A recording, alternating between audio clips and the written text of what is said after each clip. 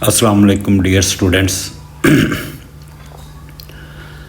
Welcome to the channel Generation Z A-Level Mathematics.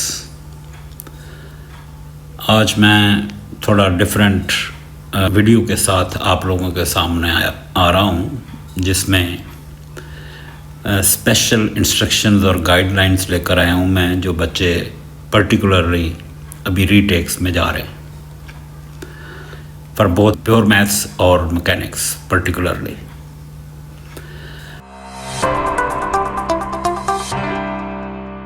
बहुत बड़ा disaster हुआ है बच्चों के साथ इस एग्ज़ाम में।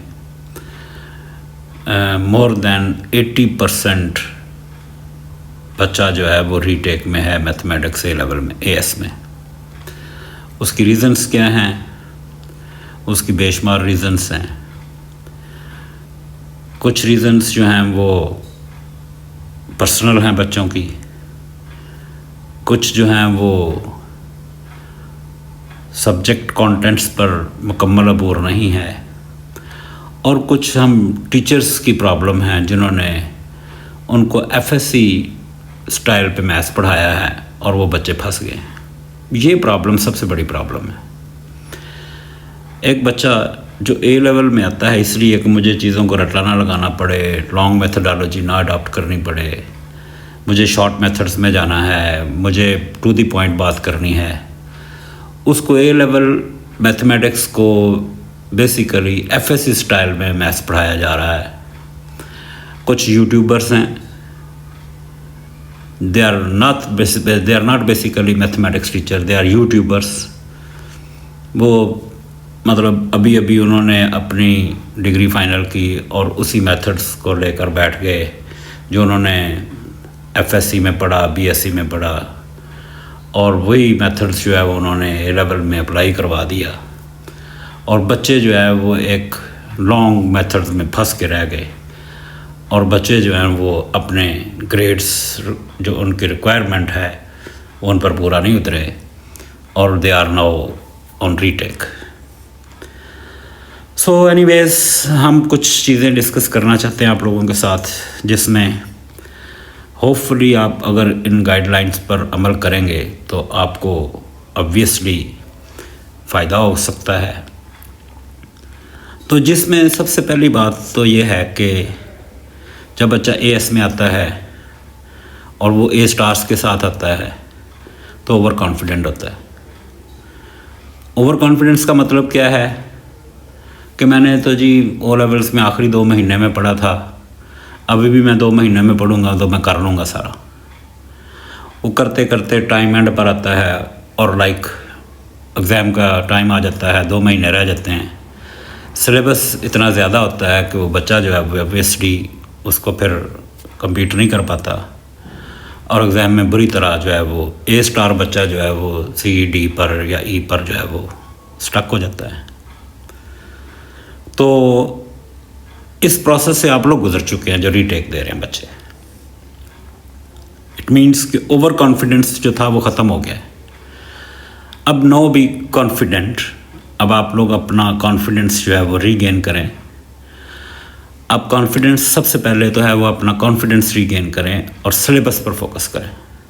ठीक है, सिलेबस पर फोकस करने के लिए आपको ऑब्वियसली सब लोग तैयारी कर रहे हैं अभी ज़ोरदार तरीके से, और उसी तरह से कुछ लोग जो हैं वो उन्हीं मेथड्स पर अभी भी लगे हुए हैं।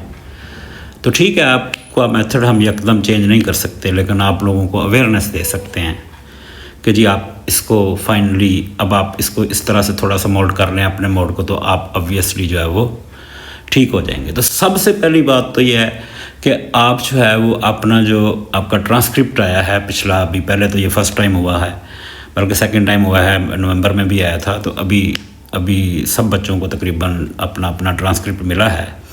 तो अपना स्क्रिप्ट जो है वो अपने टीचर्स के साथ डिस्कस ज़रूर करें। ठीक है, उसको वैल्यूएट करें, कहाँ पे मिस्टेक है, कहाँ पर प्रॉब्लम है। तो this is very very important point. सबसे पहला तो आप जो है वो अपने रिस्पेक्टिव टीचर्स के साथ जो है वो डिस्कस ज़रूर करें। दूसरी बात, आप एग्जामिनर रिपोर्ट जो है वो उसको ज़रूर पढ़ें। मार्किंग स्कीम भी ठीक है, लेकिन आप उसको छोड़ें। आप जो भी पेपर करें उसकी एग्जामिनर रिपोर्ट जो है वो उसको ज़रूर पढ़े। Is it okay? और कम से कम 3 से 5 पेपर्स जो हैं वो उनकी एग्जामिनर रिपोर्ट, अपना जो भी पेपर आप सॉल्व करें खुद चेकिंग कर लें। बेहतर तो यह है कि टीचर से करवाएं चेकिंग, लेकिन अगर आप खुद करना चाहते हैं तो फिर आप उसकी जो है ना वो एग्जामिनर रिपोर्ट में आप जाएं, उसको चेक करें, अपना क्वेश्चन सॉल्व करें, उसका भी उसकी रिपोर्ट जो है वो साथ डिस्कस करें, और कम से कम ये 3 से 5 पेपर्स में आप ज़रूर ये अमल करें। Is it okay? फिर आप अपने आप को वैल्यूएट करें। पहले आपने स्क्रिप्ट वैल्यूएट किया अपना, फिर आप अपने आप को वैल्यूएट करें कि आपकी प्रॉब्लम्स क्या हैं। लाइक आपकी सिली मिस्टेक्स हो सकती हैं, आपके कुछ वीकर एरियाज़ हो सकते हैं, ठीक है। अब वीकर एरियाज़ जो हैं उसको मैंने 2 में क्लासीफाई किया है। लाइक आपका एक बेसिक्स का प्रॉब्लम हो सकता है। बेसिक्स में सबसे बड़ा प्रॉब्लम जो है वो बच्चों को एएस में ये स्क्वायर ओपनिंग में आता है, सबसे बड़ा प्रॉब्लम है। बच्चे जो है वो a² + b² जो है वो कर देते हैं। बच्चे जो है वो a² - 2a और इसके साथ फिर -b लगाकर फिर +b² कर देते हैं। That is wrong.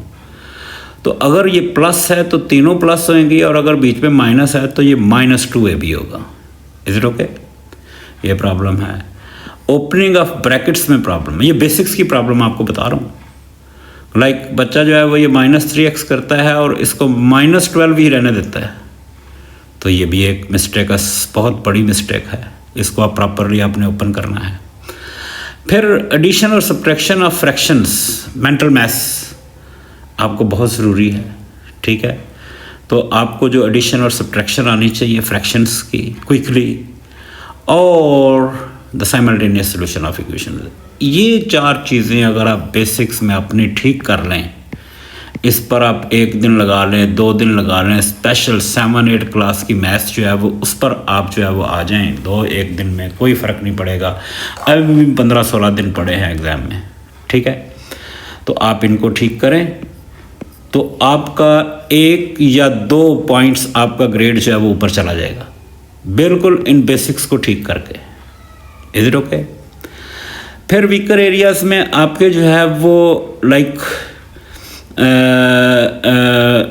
दूसरा आपका जो सिलेबस कंटेंट में जी, जैसे ये आपका सबसे पहला बहुत इनिशियली आपको प्रॉब्लम आ जाती है इसमें एंगल बिटवीन 2 लाइंस।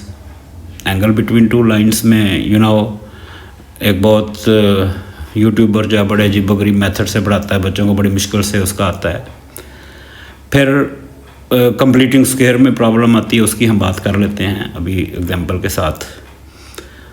और फिर एंगल्स इन डिग्रीज़ और रेडियंस में लेबलिंग आपने ग्राफ की करनी है, डिग्रीज़ में आप रेडियंस में कराते हैं, या आपने रेडियंस में करना है डिग्रीज़ में कराते हैं।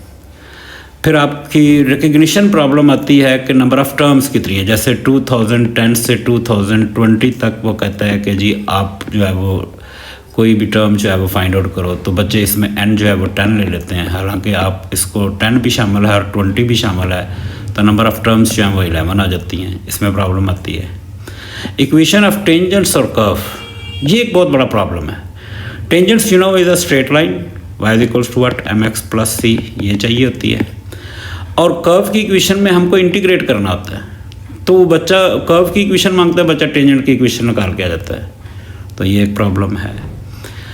फिर एरिया और वॉल्यूम में रिकग्निशन होती है, उसमें प्रॉब्लम आती है कि जी आप पर्टिकुलर एरिया जो है वो फाइंड आउट करना चाहते हैं। जैसे ये कर्व है और आगे ये स्ट्रेट लाइन है, तो बच्चा यहाँ से लेकर यहाँ तक एंड तक जो है वो इसको एरिया को फाइंड आउट कर लेता है या एक ही गो में, जबकि ये तो हमारे पास लाइन है और ये कर्व है, तो लाइकवाइज इसमें प्रॉब्लम आती है। बायनॉमियल थ्योरम में number of terms find out करने में प्रॉब्लम आती है। Coefficient of particular variable find out करने में प्रॉब्लम आती है। इक्वेशन ऑफ सर्कल को यूज़ करते हुए आपने सेंटर और रेडियस निकालना है, तो अगेन वो यूट्यूबर जो है वो एक उसको स्क्वायर कंप्लीट करवाता है बच्चों को। तो मैं आपको इसकी एग्जांपल बताता हूँ कि आपने इसको करना कैसे है, ठीक है। एक शॉर्ट वीडियो के साथ मैं आ रहा हूँ। एक लाइक देखें, ये हमारे पास कंप्लीटिंग स्क्वायर मेथड है फॉर एग्जांपल। ये एक आउटडेटेड मेथड है। आप इसको आपने सीखा हुआ है, मतलब सोशल मीडिया का दौर है, इन्फ्लुएंस है बहुत ज़्यादा, जो भी वो पढ़ा दे, गलत पढ़ा दे, सही पढ़ा दे, या वो लॉन्ग मेथडोलॉजी से पढ़ा दे। आप देखें, आप इस मेथड को सीखते सीखते बच्चा जो जब इनिशियली ए लेवल में आता है उसको 15-20 दिन लग जाते हैं, ये मेथड ही नहीं समझ आता। क्या आगे जी आपने यहाँ से एक्स का कोफिशिएंट जो है वो कॉमन लेना है, फिर कॉमन ले करके फिर जो है आपके पास एक्स का जो कोफिशिएंट बचता है सबको मतलब कॉमन ले लेता है, तो वो फ्रैक्शन बन जाती है। फ्रैक्शन आती है, बच्चे को फ्रैक्शन में प्रॉब्लम आ जाती है। ठीक है, फिर सेकंड स्टेप क्या होता है कि जी आपके पास जो एक्स का कोफिशिएंट होता है उसको हाफ करके उसका स्क्वायर लेके एक दफ़ा प्लस एक दफ़ा माइनस करना होता है। फिर ये जो कॉमन लिया आता है उसको अंदर अप्लाई करना होता है, और ये 3 टर्म्स बन जाती हैं, ये होल स्क्वायर। ये तो मुझे तो पता है, मैं तो एज ए टीचर आपको क्विकली बता रहा हूँ, but it is very difficult to understand कि जी आपकी ये 3 टर्म्स जो बच्चे को समझ ही नहीं आती। 3 टर्म्स जो वो 2 कैसे बन जाती हैं, लेकिन चूँकि आप रीटेक में जा रहे हैं आप इसको कर सकते हैं। तो फिर ये सारा सिंप्लीफिकेशन करके ये वर्टेक्स निकालते हैं। ठीक है, हमारे पास जो जनरेशन Z मेथड है, हमारे पास 2 बड़े क्विक और आसान मेथड्स हैं कि हम पहले वर्टेक्स फाइंड करवाते हैं बच्चे को, फिर हम कहते हैं कि जी आप उसका स्क्वायर कंप्लीट कर लें।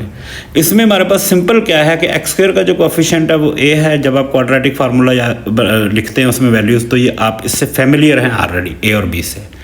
ये हमारे पास फार्मूला है वर्टेक्स पर x की वैल्यू फाइंड आउट करने का -b/2 है। इसमें वैल्यूज़ आप सिर्फ पुट करोगे तो ये हमारे पास जो है वो कोऑर्डिनेट्स आ जाएंगे, किसके x कोऑर्डिनेट आ जाएगा वर्टेक्स पर। ये वैल्यू हम इसमें ओरिजिनल इक्वेशन में पुट करते हैं तो उसकी कॉरस्पॉन्डिंग वैल्यू ऑफ y आ जाती है। ये सारा कैलकुलेटर वर्क है, आपने 1 सेकंड में इसको निकाल लेना है। तो ये हमारे पास वर्टेक्स आ जाएगा। With the help of this vertex हम इसका स्क्वायर कंप्लीट कर सकते हैं। क्या कि जो x का कोफिशिएंट होता है इसका साइन चेंज करते हैं, x के साथ लगाते हैं और होल स्क्वायर लगा देते हैं, और ये जो y की वैल्यू है इसको आप एज इट इज़ लिख देते हैं, और जो x स्क्वायर का कोफिशिएंट है उसको आप यहाँ पे शुरू में लगा देते हैं, तो ये स्क्वायर कंप्लीट हो जाता है। ये एक बहुत आसान मेथड है जिसको आप सिर्फ 2 मिनट में सीख सकते हैं, और 30 सेकंड में या 45 सेकंड्स में आप इसका स्क्वायर कंप्लीट कर लेंगे। Is it okay?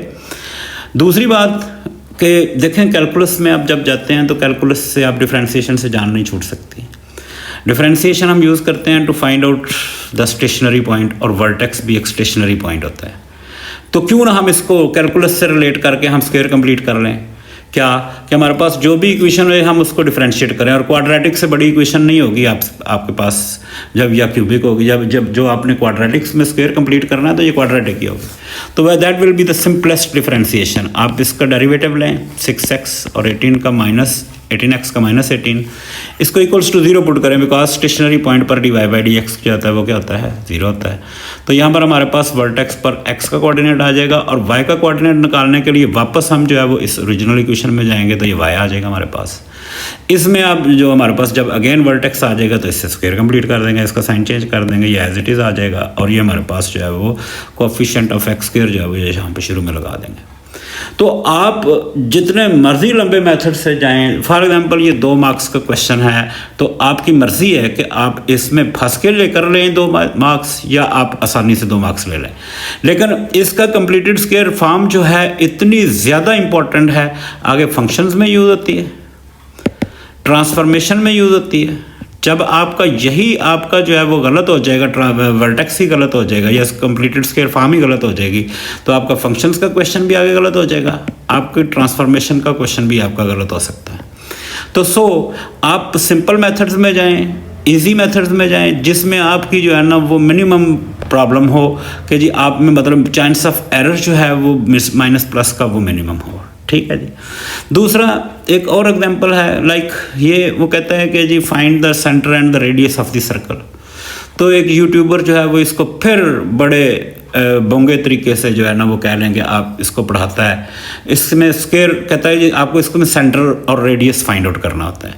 तो फिर अगेन वो पहले x और y को सेपरेट करवाता है, फिर x की टर्म x के साथ और y की टर्म y के साथ लगा करके फिर इसका वो स्क्वायर कंप्लीट करवाता है। क्या इसको हाफ करवा के एक दफ़ा प्लस और एक दफ़ा माइनस करवाता है, फिर y को जो है वो y के कोफिशिएंट को हाफ करवा के प्लस और माइनस करवाता है, और ये -25 है। फिर ये 3 चीज़ें जो x वाली टर्म्स हैं वो इकट्ठी हो गई, y वाली इकट्ठी हो गई, और इसका फिर स्क्वायर कंप्लीट हो जाता है ये लाइक दिस। आप ऐसे कर लेते हैं और ये कांस्टेंट्स ऐड हो जाते हैं, ये हमारे पास जो है वो इसका साइन चेंज हो करके ये हमारे पास सेंटर आ जाता है। तो क्यों ना हम इसको जो है ना वो आसान तरीके से करें, लाइक हम इसको कर सकते हैं, इसका सेंटर और radius, that is not a very difficult problem. ठीक है, हमारे पास जो जनरल इक्वेशन होती है सर्कल की वही होती है क्या, x square plus y square plus 2ax plus 2by plus c। मतलब जो x का कोफिशिएंट है वो दैट इज़ 2a है और y का कोफिशिएंट जो है वो 2b है। तो ये हमारे पास जो x का कोफिशिएंट जो भी यहाँ पर हो, x is equals to what -12 है और यहाँ पर y का कोफिशिएंट जो है वो 20 है। तो हम x के कोफिशिएंट को जो है वो 2a के इक्वल कर देंगे और y के कोफिशिएंट को 2b के इक्वल कर देंगे और यहाँ से हमारे पास x आ जाएगा और यहाँ से हमारे पास जो है वो y आ जाएगा, सॉरी a आ जाएगा और यहाँ से हमारे पास जो है वो b आ जाएगा। जब हमारे पास a और b की वैल्यू आ जाएगी हम इनके साइन चेंज कर देंगे, तो that will be what, centre of the circle. Is it okay? तो कितना ये आसान है।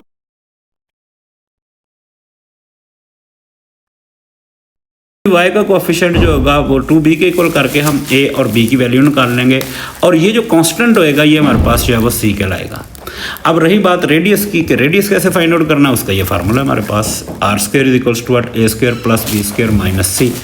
तो इसमें वैल्यू पुट करके ये हमारे पास जो है वो r स्क्वायर आ जाएगा और r will be equals to 1/61 under root that is what x minus. अब अगर उसको वो कहता है कि जी आप इसकी कंप्लीटेड स्क्वायर फॉर्म में लिखें इसको, तो आप लिख सकते हैं कैसे, ये सेंटर आ जाएगा, इसका साइन चेंज कर देंगे, इसका भी साइन चेंज कर देंगे, x माइनस 6 होल स्क्वायर प्लस y 10 whole square equals to 161। जी ये तो हो गया वीकर टॉपिक्स पे बात हो गई।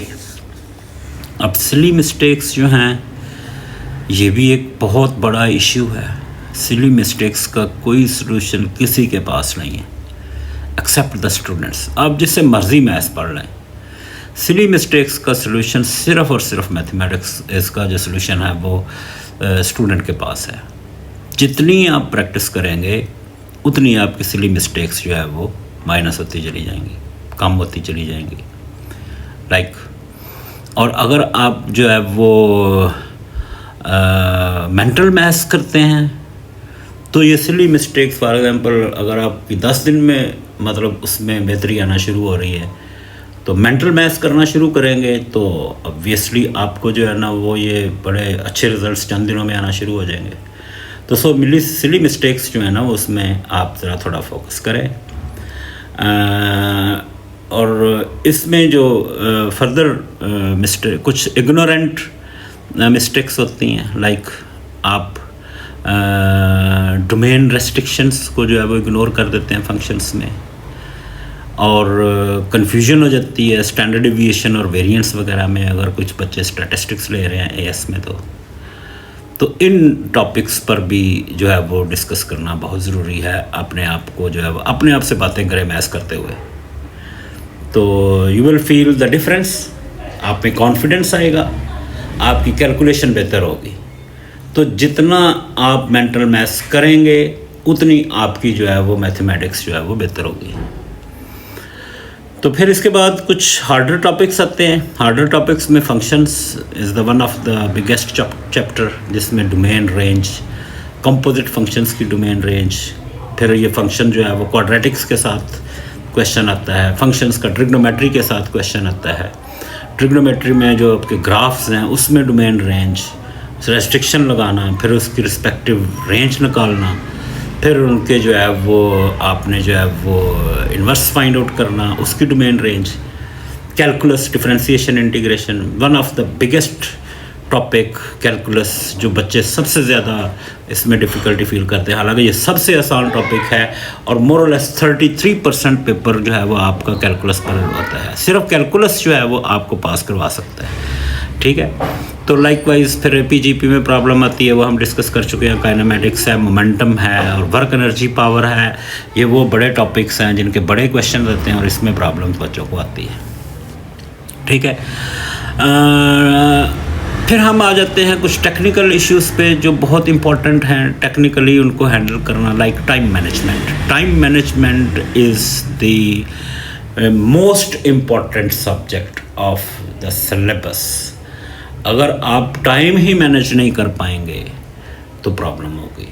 आप आखिरी क्वेश्चन पर ही नहीं पहुंच पाए तो आपका जो है वो सारा ग्रेड जो है वो, मैकेनिक्स में आपने अक्सर देखा होगा कि लास्ट पार्ट जो है वो 9 मार्क्स का है, या प्योर मैथ्स में आखिरी क्वेश्चन जो है वो 13 मार्क्स का है। तो अगर आप लास्ट क्वेश्चन पे पहुंचे ही नहीं हैं तो वो मतलब जो है ना वो आप समझ लें कि आपका ए स्टार वाला परसेंटेज और आपकी ए वाली परसेंटेज आपकी वैसे फिनिश हो जाएगी। लेकिन इसमें आप इम्प्रूव कर सकते हैं थ्रू जेंजी अप्रोच। मतलब अगर आप मेथड्स को शॉर्ट करेंगे तो मैं ज़्यादा नहीं कहता, मैं कहता हूँ 30 सेकेंड्स आप हर पार्ट में आप बचाएं। तो अगर आपके पास 30 पार्ट्स हैं मोरलेस अगर पेपर में, तो आप लाइकवाइज जो है वो 15 मिनट्स बचा जाएंगे। अगर 20 पार्ट्स हैं आपके पास और आपने हर पार्ट में 30 सेकेंड्स बचाए हैं तो आपके 10 मिनट्स बच जाएंगे।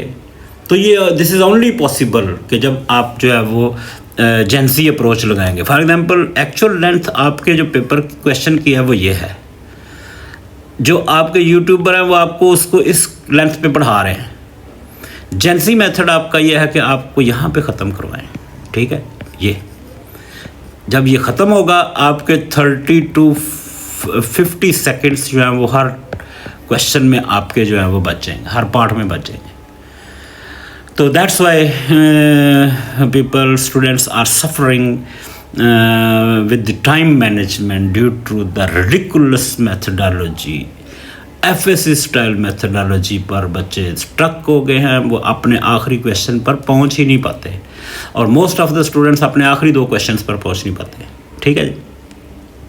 तो जो सिली मिस्टेक्स हैं they are very dangerous. Silly mistake में बच्चा मिस्टेक कर लेता है, उसको पता ही नहीं होता मिस्टेक हो गई है। तो जब आप जो है वो मिस्टेक कर जाते हैं, जब आप एक पूरा स्ट्रक्चर क्वेश्चन बना कर लेकर आते हैं तो इतने बड़े क्वेश्चन में मिस्टेक ढूंढना जो है वो बहुत मुश्किल काम है। तो मिस्टेक ढूंढना भी आप जो है ना वो उसको भी लर्न करें, how to identify your mistakes. तो आप जितना जल्दी मिस्टेक को आपने ढूंढेंगे उतनी जल्दी आप जो है वो क्वेश्चन पर दोबारा कर सकेंगे, ठीक है। एक बात, ठीक है जी। दूसरी बात यह है कि अगर आपका कोई गलत हो जाए तो डोंट कट लाइक दिस, ऐसे नज़र आपने कट नहीं करना। अगर कोई आपका क्वेश्चन गलत हो जाए तो सिंपली आप एक लाइन लगाएं ताकि वो रीडेबल हो। अगर फॉर एग्जांपल आपको लगा कि ये पार्ट आपका गलत हो गया, आपने साइड पर उसको सॉल्व किया, तो जो एक्चुअली क्वेश्चन था वो आपका सही था और बाद में जो आपने अटेम्प्ट किया वो गलत होगा, तो इसके आपको पूरे मार्क्स मिल जाएंगे। लेकिन अगर आपने उसको इतना गलत तरीके से काटा है तो फिर आपको मार्क्स नहीं मिलेंगे बिल्कुल भी। तो कटिंग का ये असूल है कि आप इसको जो है वो ऐसे करेंगे, ठीक। फिर जी आ जाते हैं आगे टेक्निकल स्टडीज़ में हम डिस्कस कर रहे हैं, जिसमें देखें बात तो 1 नंबर की है। जैसे अभी थ्रेशोल्ड 62 था तो किसी बच्चे का 61 पे रह गया बी ग्रेड, तो ये सबसे ख़तरनाक ग्रेड होता है। मतलब आपका 62 पे ए ग्रेड है, एक बच्चे का 61 पे रह गया, मतलब वो 1 नंबर पे रह गया। तो ये 1 नंबर जो है वो हर टॉपिक में आपके छुपा होगा। ये इस 1 नंबर की स्टडी है, 1 नंबर की जो है ना वो आपकी दौड़ है। इस 1 नंबर के लिए जितना आपने 61 मार्क्स लेने के लिए मेहनत की है, इससे आपको 3 टाइम्स ये 1 नंबर लेने के लिए जो है वो आपको लड़ना पड़ेगा। उसके लिए टेक्निकल स्टडी जो है वो बहुत ज़रूरी है, जिसमें सबसे ज़्यादा इम्पॉर्टेंट जो है वो टाइम मैनेजमेंट है। फिर दूसरी आती है एग्जैक्ट वैल्यूज़। अब एएस में 2 किस्म की एग्जैक्ट वैल्यूज़ होती हैं, like in terms of square root और इन टर्म्स ऑफ पाई। और जब A2 में आप जाएंगे तो ऑब्वियसली फिर ये ln x और e जो है वो ये 2 और एग्जैक्ट फॉर्म्स आ जाएंगे, टोटल 4 एग्जैक्ट फॉर्म्स आ जाएंगे। तो अभी के अभी आपको जो है ये 2 टर्म्स में, तो एग्जैक्ट फॉर्म में आपने आंसर छोड़ना है, तो इसके लिए आपको जो है वो ट्रिग्नोमेट्री का नॉलेज होना चाहिए। ये सर्ड्स फॉर्म की जो है वो प्लस माइनस एडिशन सब्ट्रैक्शन आपको आनी चाहिए। इसकी जो है वो डेफिनेटली आप मेंटल मैथ्स करोगे, कैलकुलेटर के ऊपर डालकर भी आपकी वैल्यूज़ आ जाती हैं। But you can lose 3 to 5 marks in case कि अगर आप एग्जैक्ट फॉर्म में वो मांग रहा है तो आप उसको डेसिमल में देकर आ गए हो तो आपका नंबर काट लेगा, ठीक है। इसी तरह से सिग्निफिकेंट फिगर्स और 1 डेसिमल प्लेस की बात है, तो सिग्निफिकेंट फिगर्स 3 सिग्निफिकेंट फिगर्स हैं। You must have to observe कि आपका आंसर जो है वो 3 सिग्निफिकेंट फिगर हो आफ्टर राउंडिंग, ठीक है। और in case of angle in degrees, ठीक है, तो 1 डेसिमल प्लेस इन डिग्रीज में आपका जो आंसर है, जैसे 29.99 है डिग्रीज, तो आपका आंसर जो है वो 30.0 ज़रूर लगाइएगा, वो आपका नंबर काट लेगा। तो इसलिए सिग्निफिकेंट फिगर्स की भी बहुत ज़रूरत है, ठीक है। और प्रैक्टिस विदाउट कैलकुलेटर, हाल दो कि आपके चारों पेपर्स में कैलकुलेटर अलाउड होता है और आप लोग ऑब्जर्व कर चुके हैं 3 to 4 क्वेश्चन आते हैं इन terms of K, in terms of P, in terms of M, जिसमें आपको जो है वो ये अननोन वैल्यूज़ फाइंड आउट करना होती हैं। यहाँ पर कैलकुलेटर फेल हो जाता है, ठीक है, एक बात। दूसरी बात, एक पर्टिकुलर क्वेश्चन वो दे देता है, जैसे कहता है विदाउट यूजिंग कैलकुलेटर, तो उसमें भी ये पर्टिकुलरली ट्रिग्नोमेट्री में समटाइम्स क्वेश्चन आ जाता है विदाउट यूजिंग कैलकुलेटर। तो you have to be very much vigilant while your calculation. आपको एक प्रोसीजर जो है वो करना आना चाहिए, फिर आप कैलकुलेटर यूज़ करें या विदाउट कैलकुलेटर करें तो वो मसला नहीं है, ठीक है। कैलकुलेटर का तो इशू नहीं है, आप जो भी क्वेश्चन कर रहे हैं एट द एंड अगर आपके पास एग्जैक्ट फॉर्म आप निकाल चुके हैं और अगर वो उसने डेसिमल में आंसर मांगा है तो आप उसको कैलकुलेटर पे डालेंगे, आप डेसिमल में 3 सिग्निफिकेंट फिगर्स आंसर दे देंगे या 1 decimal place in case of degrees. लेकिन अगर आपने सिर्फ कैलकुलेटर की प्रैक्टिस की है और आपसे आंसर जो है वो एग्जैक्ट फॉर्म में मांग रहा है तो फिर आप जो है वो इसमें फिर जो है वो फेल हो जाएंगे, फिर आप जो है वो एग्जैक्ट फॉर्म नहीं निकाल पाएंगे और आपके पास जो है वो प्रॉब्लम आ जाएगा लाइकवाइज, ठीक है।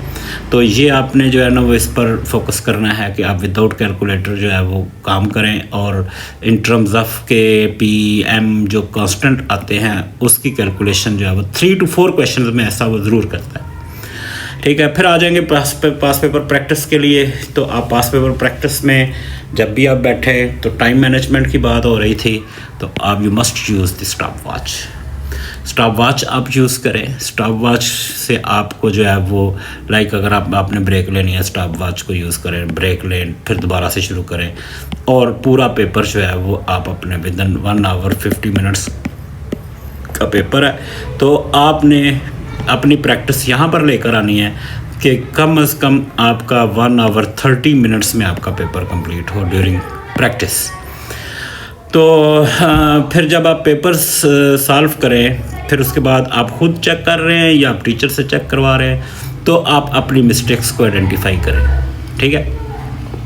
3 to 5 मिस्टेक्स ज़रूर आइडेंटिफाई करें और चेक करें कि ये मिस्टेक्स जो हैं वो वेरिएबल हैं या कांस्टेंट है। वेरिएबल मिस्टेक से क्या मराद है कि फॉर एग्जांपल कभी बाइनोमियल में प्रॉब्लम आ रही है, कभी ट्रिग्नो में आ रही है, कभी कैलकुलस में आ रही है, तो दिस इज़ वेरिएबल मिस्टेक, ठीक है। और कांस्टेंट मिस्टेक क्या है कि हर दफ़ा आपको बाइनोमियल में ही प्रॉब्लम आ रही है, तो ये इतनी ख़तरनाक नहीं है। तो आप बाइनोमियल पे जाएं, उसके टॉपिकल करें, वर्कशीट करें, बुक से करें, उसकी प्रैक्टिस करें। But if your problem your mistakes are variable तो दैट इज़ डेंजरस, मीन्स कि आपके more than 1 more than 2 topics आपके स्टिल वीकर हैं, उसमें आप जो है ना वो उस पर फोकस करें, पास पेपर पर जाएँ और उसके टॉपिकल पर लाइक बेहतर तो यह है कि आप बुक्स में काम करें, वर्कशीट्स पे काम करें, ठीक है। तो उस पे काम करके आप जो है वो अपनी जो प्रॉब्लम्स हैं उनको जो है ना वो लाइकवाइज आप उस पे वर्कआउट करें, ठीक। फाइनली आप करें मिक्स करें इजी और हार्डर क्वेश्चंस को to build the confidence. Easy question से आप शुरू करें, बीच में फिर आप उसका लेवल बढ़ाते जाएं, ठीक है। और फिर हार्डर क्वेश्चंस की प्रैक्टिस करें, बेशुमार प्रैक्टिस करें। और ये बेहतर कैसे होगा, ये आप जब मेंटल मैथ्स करेंगे, तो mental maths is the key point to improve the A level mathematical skills. No other way. आप 10,000 मैराथन 10-10 घंटे की देख लें, आपका at the end of the term आपका फेलियर हो जाएगा। और मैराथन की बात यह है कि जी आपने मैं एक बच्चे से बात कर रहा था, तो वो बच्चा कहता है कि मेरा कज़न कर रहा था, तो वो कहता है जी मैंने 10 घंटे की जो है मैंने मैराथन देख ली है, मेरी जो है वो तैयारी हो गई है। तो eight the end of the term जब रिज़ल्ट आया तो उसका यू ग्रेड आ गया। तो इस तरह देयर आर मैनी स्टूडेंट्स जो आखिरी जब टाइम होता है 10 घंटे रह गए या 2 दिन रह गए या 3 दिन रह गए या आपका 1 दिन रह गया है, तो जी वो 10 घंटे की मैराथन लगा के बैठ जाते हैं। भाई ये आपका टाइम खुद काम करने का है, हम तो बच्चों का 4 दिन पहले पेपर भी चेक करना बंद कर देते हैं, क्योंकि आज अगर पेपर 4 दिन पहले मैंने आपका पेपर चेक किया, आपकी मिस्टेक्स ज़्यादा आई तो आपका कॉन्फिडेंस जो है वो लूज़ हो जाएगा और एग्ज़ाम में आप परेशानी में जाएंगे। जब आप 10 घंटे की मैराथन बैठ के देखते हैं, आपका दिमाग जो है वो शेल हो जाएगा सोशल मीडिया पे बैठ के, आप कभी भी परफॉर्म नहीं कर पाएंगे। और मैथ्स देखने से नहीं आएगा, मैथ्स आएगा आपको जब आप खुद करेंगे। अगर आपने मैराथन नहीं देखनी है तो अभी आज भी 15 दिन रहते हैं, 2 दिन लगा के मैराथन देख लें। अगले 15 दिन आप खुद बैठें, जब तक आप खुद नहीं बैठेंगे करने के लिए, आपका फिर वही रिज़ल्ट आएगा। तो आप इसको जो है ना वो मैराथन्स देखने ख़त्म करें, अपनी मैराथन लगाएं, आप 10 घंटे खुद पढ़ें, ठीक है। इस मैराथन और आउटडेटेड मेथडोलॉजीज़ की वजह से आपके रिजल्ट्स ख़राब हुए। चले वो तो पेपर लीक हो गया, और पेपर लीक करने की भी स्टोरियां हैं। ये जब से सोशल मीडिया वाले आए हैं, इन्होंने पेपर लीकिंग में प्रॉब्लम किया। हम 25 साल से मैथ्स पढ़ा रहे हैं, हमने तो कभी नहीं सुना था कि पेपर लीक हुआ है, ठीक है। इन्होंने सारा साल बच्चों को जो है ना वो पढ़ाना होता है ऑनलाइन, और पढ़ा के eight the end of the term फिर जी पेपर लीक करवा दिया, रौला डाल दिया, और बच्चे जो है वो बेचारे आखिरी दिन में भी पेपर ढूंढ रहे होते हैं। और हमारी कौम इस तरह से है। इस दफ़ा आप खुद देखें सब लोग कि मैकेनिक्स का मैं 25 साल से पढ़ा रहा हूँ, मैकेनिक्स का मैंने थ्रेशोल्ड जो है वो 28 पे कभी नहीं देखा। और इस साल भी अभी आप देखें 41 43 का जो आपका थ्रेशोल्ड है वो 11 और 10 मार्क्स हैं, लेकिन 42 का जो है वो आ गया है 28, क्योंकि हम लोगों ने जो कर रहे हैं, हम जैसे हैं सब लोग, इस पर जो है वो आप देखें ना हमारा अमल क्या है, ठीक है। तो ये जब से ये 3-4 सालों से हमने देख रहे हैं कि हर साल पेपर लीक होता है, और मैथ्स का ही पेपर लीक होता है, इसकी ऐसी क्या मसला है। तो ये भी वजह है आप लोगों का जो है ना वो ग्रेड जो है वो ख़राब हुए हैं। जिन बच्चों की 50% प्रैक्टिस थी वो बेचारे जब थ्रेशोल्ड 28 पे गया तो यू ग्रेड में चले गए। तो अभी 80% या उससे कम या ज़्यादा मोरलेस बच्चे जो है वो रीटेक में बैठे हुए हैं। ये करिश्मा है, पहली दफ़ा देख रहे हैं, 2-3 सालों से ही देख रहे हैं। ये हर साल बच्चा जो है वो मतलब जो है वो इतना बच्चा जो है वो 3-4 सालों से जब से कोरोना गुजरा है, ये हर साल 80% से आगे पीछे जो है बच्चे जो है वो बैठे हुए हैं लाइक रीटेक में। तो अभी रीटेक में जब अक्टूबर में फारग होंगे, क्लासेस जो है वो आपकी रेगुलर जो हो रही हैं वो 50% से ज़्यादा 60% सिलेबस P3 का ख़त्म हो जाएगा। आप क्या करेंगे? तो इसलिए this is very very dangerous game जो खेली जा रही है यूट्यूब के नाम के ऊपर कि जी हम डिस्टेंस लर्निंग करवा रहे हैं। करवाएं आप, हमें कोई एतराज़ नहीं है, लेकिन लोगों के फ्यूचर के साथ मत खेलें। आपने लोगों के फ्यूचर को तबाह कर दिया है, आपने बच्चों की मैथमेटिकल स्किल ख़त्म कर दी हैं, जिसकी वजह से आज रिज़ल्ट्स जो हैं वो इस तरह से इस इंतहाई गंदे रिज़ल्ट्स आ रहे हैं। तो होपफुली आपको ये जो टिप्स और ट्रिक्स का जो सेशन था इसका समझ आई होगी, आप इससे फ़ायदा उठाएं। अगर किसी किस्म की कोई आपको लगता है प्रॉब्लम है आपके माइंड में, आपको लगता है कि जी आप मतलब जो है वो इस पर ओवरटेक कर सकते हैं, तो आप कांटेक्ट कर सकते हैं हमारे यूट्यूब चैनल पे। आप आकर हमसे बात कर सकते हैं, हमें डायरेक्ट कांटेक्ट कर सकते हैं, और हम आपकी हर वक्त हेल्प करने के लिए तैयार हैं। Thank you very much.